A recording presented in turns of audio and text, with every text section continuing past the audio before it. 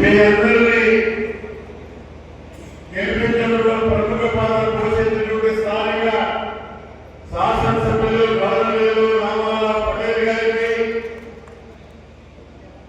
Party అధ్యక్షులు రితేష్ గారికి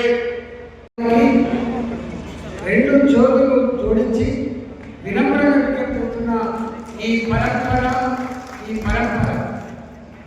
ఈ ఒరవడిని కాపాడుకోండి. భారతీయ జనతా పార్టీ కానీ మేము కానీ మీకు సంపూర్ణంగా అండగా ఉంటామని చెప్పి మీకు వినమ్రంగా విజ్ఞప్తిస్తున్నాం. అయితే చాలా మంది ఏమనుకుంటారంటే అధికార పార్టీ సర్పంచ్, అధికార పార్టీ ఎంపీపీ, అధికార పార్టీ జిల్లా పరిషత్ ఉంటేనే డబ్బులు వస్తే భావన లేదు. కానీ వాళ్ళ భావన లేదు. మా సర్పంచ్ ఫోన్ అనుకున్న చిత్రా శిక్షులు అన్న 20 రోజులు అవుతుంది, 20 రోజులు అవుతుంది, కానీ సర్పంచ్లకు ఇంతవరకు చెప్పుకోవడం లేదు. చెప్పుకోవాలి.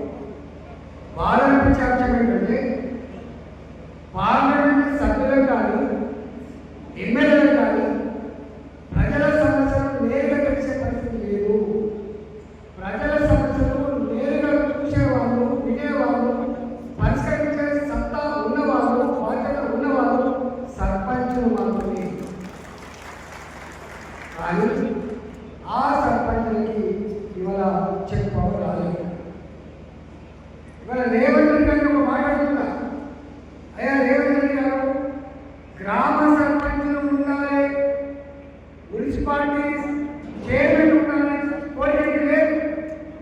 కానీ కేంద్ర ప్రభుత్వం 15th ఫైనాన్స్ కమిషన్ నిధులు రావాలి, సర్పంచ్ ఎన్నికలు జరగకపోతే, మున్సిపాలిటీ ఎన్నికలు జరగకపోతే నిధులు రావాలనేటువంటి ఆ నిధుల మీద ఉన్న ప్రేమతో ఇవాళ ఎన్నికలు పెట్టిన సంతోషం.